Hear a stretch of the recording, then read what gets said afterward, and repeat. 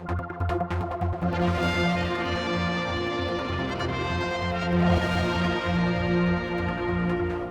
Friday and time to talk with the Chief Minister. This week, though, Mr. Bell, you haven't actually got anything formal you want to talk about, but there's so many things been going on. I mean, scope of government, that sailed through. Well, I was very pleased with the outcome. There's no doubt about that. The discussion and debate about the scope of government has been going on for a number of years, as we know. And there was some concern that it's taken a long time to get to the floor of Tynwald for discussion. But a huge amount of work has gone on behind the scenes. We've had a public consultation. We've had several hundred responses to that. We've had one preliminary debate in Tynwald. Council has spent months then analysing the outcomes and putting their own thoughts together. And I think the report which went to Tynwald this week, which has now been approved and we can move on, in effect takes us to the starting line for the work that really needs to be done. And that's it. I mean, the onus now is on you to bring something back, and results, of course, is what people want to see. We've put together a framework of how we see the way forward. I fully appreciate we haven't got all the small print, all the I's aren't dotted and T's crossed just yet. But there is a structure now in place. There is a business change group set up, chaired by the Treasury Minister, designed specifically to drive through these changes. Departments now been put on notice that we expect some radical action right across government to review how we provide public services and how better we can either improve them or certainly give better value for money from a financial point of view. Okay, well, we'll come back to this one. Let's talk about other things that have been going on then. The university fees. You know, you always were promising a strong government, and yet it seems yet again there were last minute bits of change, tinkering going on.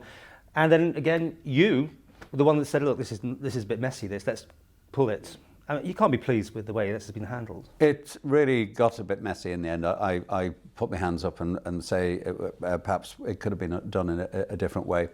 But you must understand that we had to try and get the votes for the resolution to go through. We have listened very carefully to what the public have said, to what parents have said, to what the students have said, and of course to what our fellow politicians have said. And we've had a number of meetings which have been ongoing over the last week or two with various bodies to try and understand what changes would be acceptable. So what lessons have you learned about how to get things through? Because, I mean, there's other tougher decisions yet to be seen. This is not the big one, I would have thought.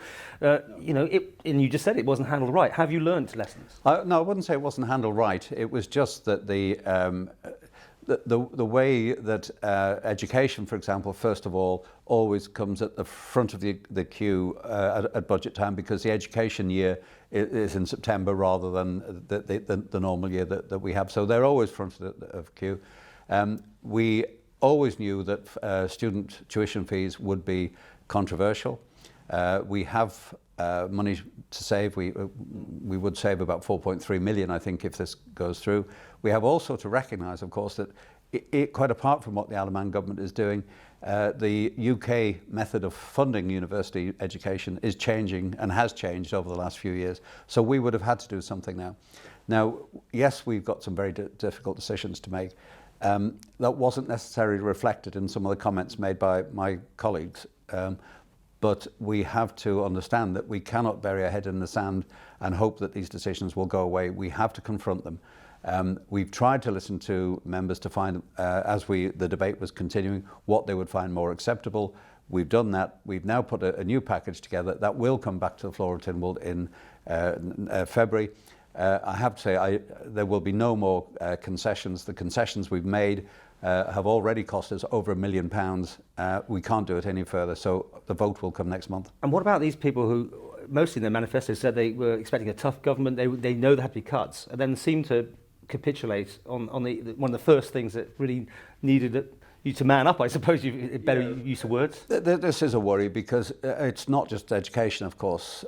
We have had a number of controversial changes which have come in over the last 12, 15 months.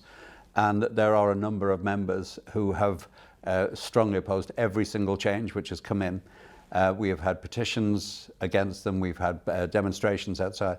Now, that's understandable to a certain extent, but we have to recognise we are in a very different financial situation to what we were 3 or 4 years ago, and these changes will have to come in. And there were people, though, that on your on Treasury who should have backed you and didn't back you. How do you feel about that?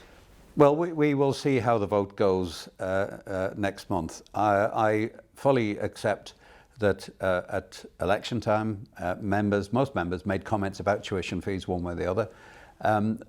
With many of the newer members, of course, they most probably were not fully au fait with the difficult financial situation we face until they were actually elected and came in and seen the books for themselves. So, but we have to recognise that manifestos are very important. We've got to be honest with our constituents. We've got to give them an indication of how we feel.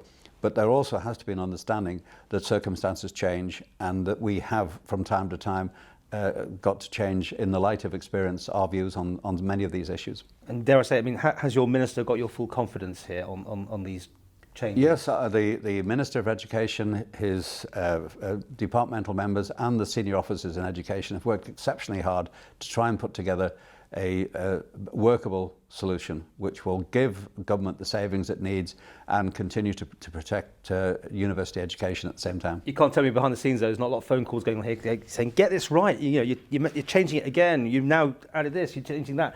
Let's just go with something that is going to be palatable or manageable at least to get through Tynwald. Well, there's obviously a lot of discussion that goes on and went on right through and including the day of the debate itself to try and find an acceptable solution. This is politics. Everything's not just written neatly out weeks in advance. There are times when there is some horse trading which takes place. I'll be quite open about it. Manx politics is no different to anywhere else. We have to get the vote through at the end of the day. Very quickly, buses. Where are we going now? I mean, you're on the record very clearly that you're not getting involved. The strike went ahead.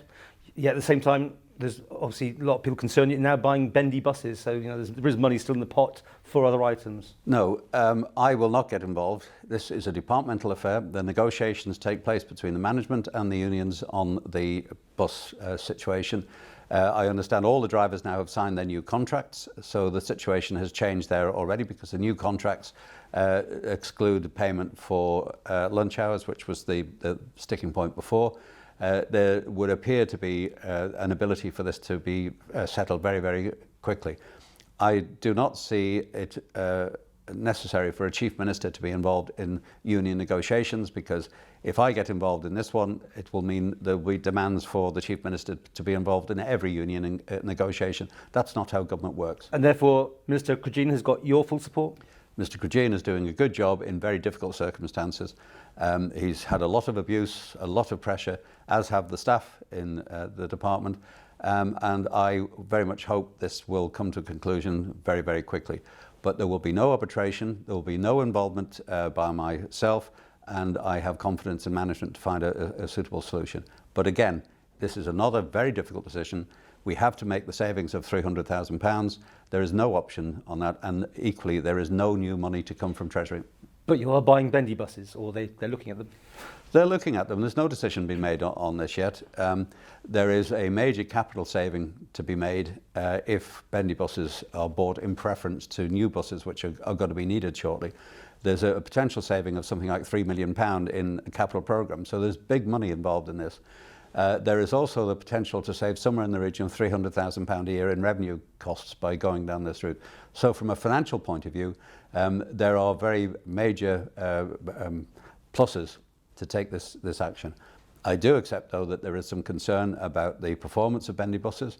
There have been anecdotal comments about their performance in the UK. I still have to be convinced that some of the more outlandish descriptions which have been raised in the debate in Tynwald have any relevance whatsoever.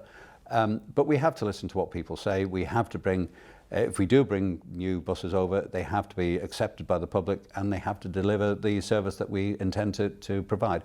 If they don't, then they won't come in.